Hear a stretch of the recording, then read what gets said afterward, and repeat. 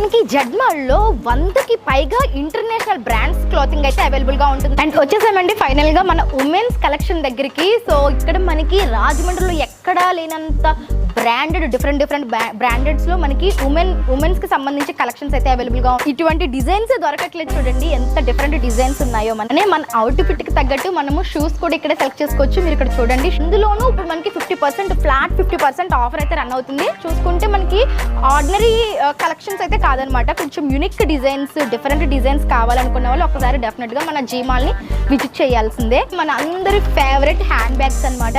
Hand bags కూడా మనకి ఇక్కడే అవైలబుల్ గా ఉన్నాయండి.